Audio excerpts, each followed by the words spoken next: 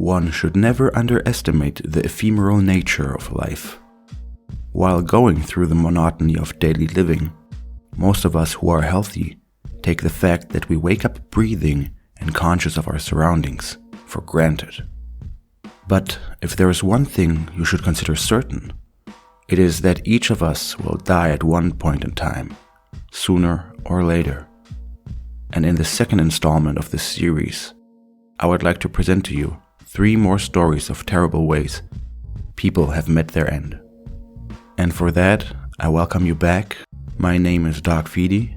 I'm a MD who likes to talk about cases and true stories, most with a medical touch, that people such as you and I have suffered through. If you like what I do, stick around to see more. And with that out of the way, let's get into today's stories.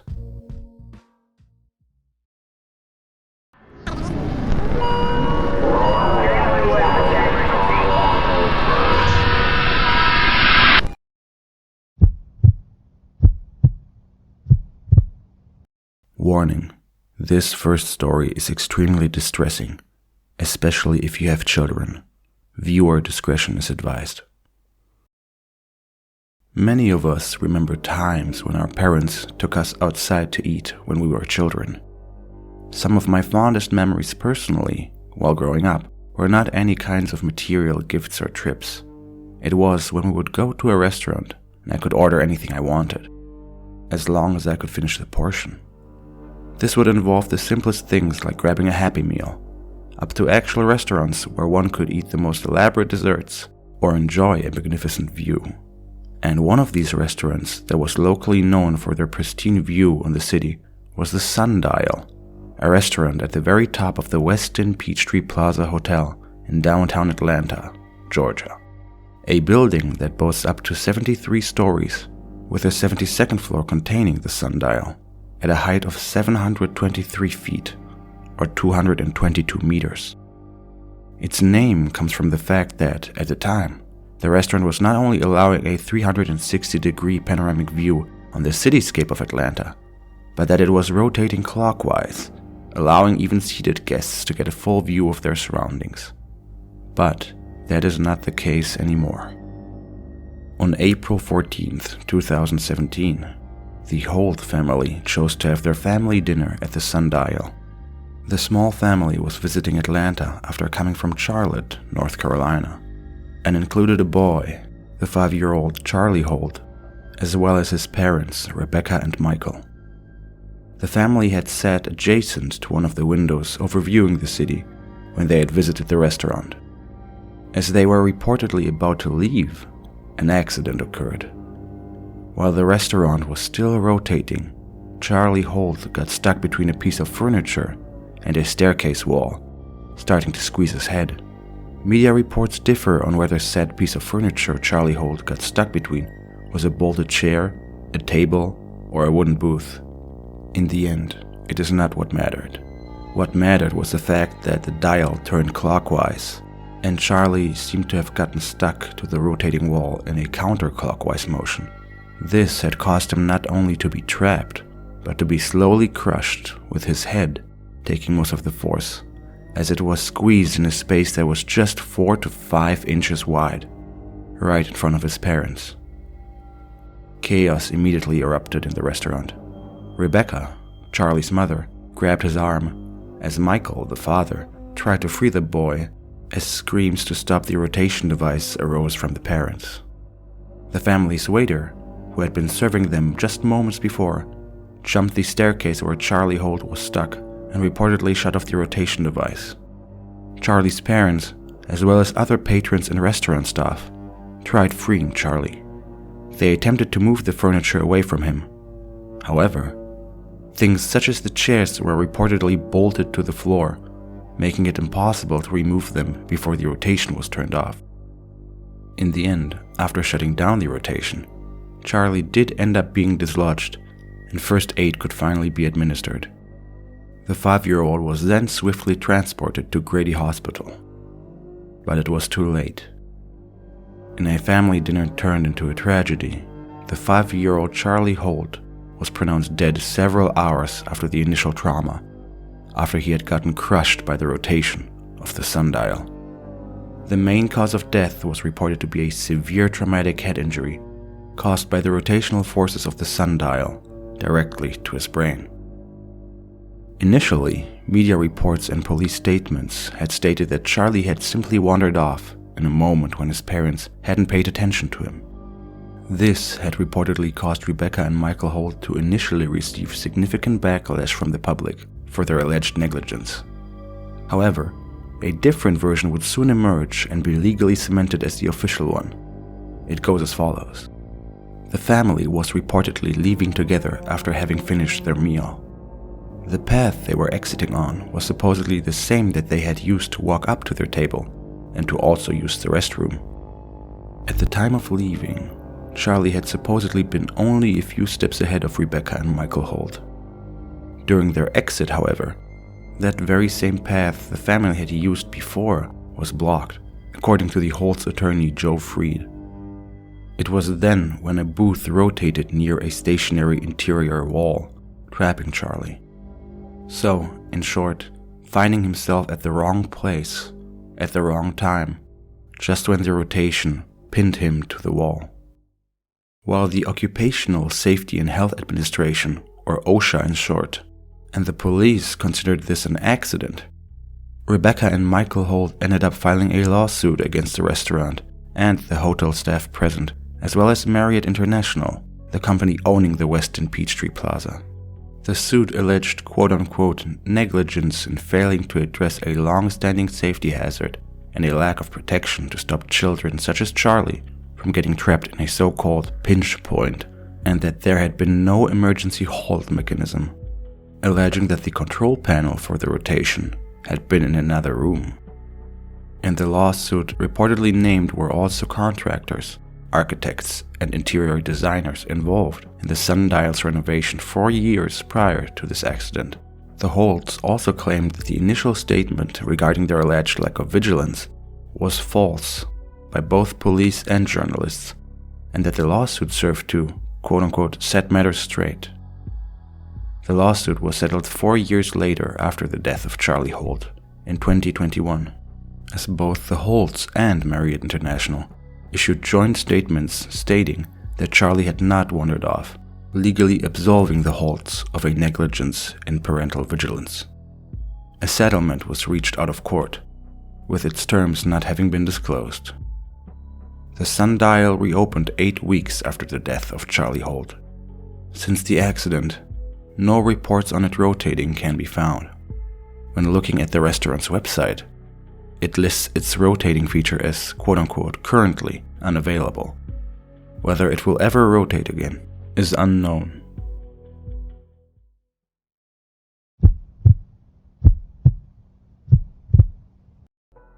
The human imagination bears no limit. That this might not only be a gift when it comes to those who enjoy the creative fruits of musicians, artists, and writers alike is shown throughout the darkest pages of human history, in which our ancestors chose to torture each other.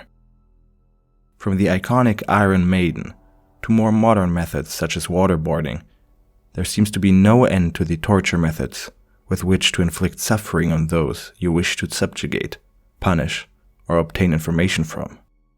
Of the various heinous torture methods that there are, I would like to present to you poena culae, or the penalty of the sack in Latin. While possibly inciting a few humorous mental images in some of you watching, this method of torture is considered by some historians to be arguably one of the worst in ancient Rome, from which this procedure is reported to have originated. Poena culae is a form of capital punishment in Roman law, used to punish those guilty of patricide, i.e. killing one's father, which was considered a deadly sin and an absolute lack of morality by murdering one's own flesh and blood. This punishment was applied regardless of social rank, as the offense of killing one's father seemed so irredeemable that there was no turning back. Its first case was reported between the 1st and 2nd century BC. This method of punishment is rather simple, but that's what makes it so brutal. After the convicted is beaten and/or whipped, they were then forced into a leather sack, the so-called culeus, that was then sewn shut and finally thrown into a body of water. But that is not all. Along with the punished, live wild animals were added into the sack and thrown into the water alongside the victim. Trapped, but conscious with water rushing to the sack, the victim would then be bitten, possibly to death, by animals such as snakes, dogs, scorpions, who would then drown alongside the victim, if the victim hadn't died from the injuries inflicted by the animals already. In many cases, different animals found themselves in the sack alongside the victim, such as during the time of Emperor Hadrian, where a dog, a monkey, a viper, and a cock was added to the sack. If you think that the unsophisticated nature of this killing would make it somehow less popular, then you are gravely mistaken. As creative and complex as the machinations of the human mind can be, it seems that its residual caveman parts inside of your brain seem to be just as intact and just as aroused by the sheer bluntness of putting a man into a sack with an assortment of random animals and watch him get thrown into a lake. Latin historian Eusebius of Caesarea detailed the account of a young man named Ulpianus in 306 AD, who had been punished by Poena Culae. The recorded events take place in the city of Tyre, that finds itself in the current Lebanon and is estimated to be one of the oldest inhabited cities in the world. Eusebius of Caesarea writes, "At the same time, and almost on the same day, a young man in the city of Tyre, by name Ulpianus, after he had been cruelly scourged and endured most grievous stripes, was sewn up in the raw hide of an ox, together with a dog and a venomous serpent, and cast into the sea." This one-sentence account was just an addendum written by Eusebius to a previous case of punishment of another man. Just one sentence is all that remains recorded of the punishment of Ulpianus, which certainly speaks for the broad acceptance and almost nonchalant attitude towards the penalty of the sack and the perceived execution of justice in ancient times. The popularity of Poena Culae varied throughout the history of the Roman Empire. In some of its eras, such as in the times of Emperor Claudius, the penalty of the sack was so favored by him that it was reported to be more common than crucifixions. In another example, Emperor Justinian reinstituted the penalty of the sack after it had seemingly gotten out of fashion, this time using a sum total of 4 animals. The penalty of the sack even carried on later in medieval times, such as in Germany, especially in Saxony, with variations in the materials of the sack and different animals used. This was the case until the early modern period, or frühe Neuzeit, ending with the start of the Age of Enlightenment and the French Revolution. The penalty of the sack was reportedly abolished in Saxony in 1761 and has not been used since. Hopefully.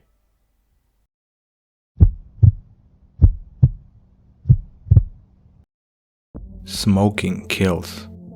It's one of the most universally accepted facts that all of us know, whether we're medically knowledgeable or not.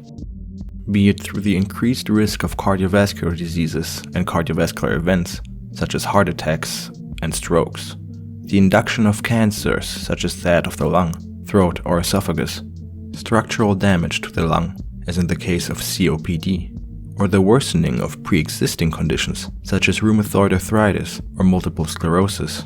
Smoking can affect our health in many ways. Luckily, compared to the previous decades with their lax use of tobacco, the general use of tobacco products, be it cigarettes or any electronic derivative, has decreased since the beginning of the 21st century. To suffer from the effects of smoking I have just mentioned, chronic and persistent use of tobacco products is necessary, usually in a dose-response relationship, meaning that a prolonged lifetime exposure to tobacco products will also increase the risk for and damage by smoking-related conditions. But what if one cigarette is already enough to cut your life short? It's the 3rd of December 2019, and Christmas season is just beginning. We find ourselves on a Tuesday, early in the morning, at 8 a.m. Belinda Coble was a 61-year-old woman living in North Carolina in a small settlement called Zebulon near the city of Raleigh in Wake County. She was waking up while her husband Jim was sleeping in another room. It seemed to be a quiet morning. Belinda Coble was a smoker, and as many smokers do, one of the first things in the morning is to have a cigarette. There was only a problem. Belinda Coble was on home oxygen. She had an entire oxygen tank at home. The reason as to why has not been stated publicly, but it can be assumed that it might have to do something with her smoking, although that is not sure. It was shortly after Belinda Coble woke up that her husband Jim awoke from his slumber after hearing a loud thud and the sound of the smoke alarm beeping. Upon rushing to the origin of the sound, he found his wife Belinda lifeless. The oxygen in Belinda Coble's tank had ignited due to her lit cigarette and exploded, hitting Belinda and causing a small fire. Jim Coble was able to put out the fire quickly, but called emergency services for his wife. The emergency personnel arrived on scene quickly to help Belinda, but nothing more could seemingly be done. Belinda Coble was pronounced dead on the scene. Her specific cause of death was not stated, but it could have been possibly due to an acute inhalation injury after breathing in toxic and hot gases, causing severe inflammation, swelling, and damage to lung tissue, and possibly resulting in acute respiratory distress syndrome, or ARDS, a very dangerous entity that can have a mortality up to 45% in severe cases and requires intensive care. Alternatively, in regard to Belinda Coble's death, blunt force trauma as a result of the explosion could also have been possible. Now, it is important to note that oxygen itself is not flammable, but it might cause flammable materials to ignite more easily, at lower temperatures, and to burn more quickly. Fires might burn hotter and faster in oxygen-rich environments, to the point that they can appear like explosions. According to the National Fire Protection Association, or NFPA, and the National Fire Incident Reporting System, U.S. fire departments responded to 228 home fires yearly between 2017 and 2021, which involved oxygen application, with smoking as a leading factor in these fires. It is estimated that 96 people a year die to these artificially oxygen-enriched fires that have been mostly started by smoking near an oxygen-rich source. It should appear common knowledge that one should not smoke in the vicinity of oxygen, be it at home or in a clinic. Hence, strict security measures are mandatory, even if it goes against the patient's will. Personally, I remember a quite difficult situation in which a patient of ours had to be on non-invasive ventilation on our ICU because of pneumonia. However, there was a problem.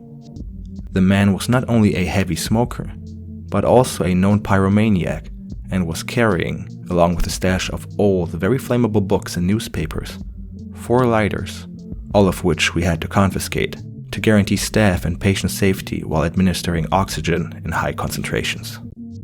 However, the man recovered, and the lighters as well as the books were returned to him after he had left the ward.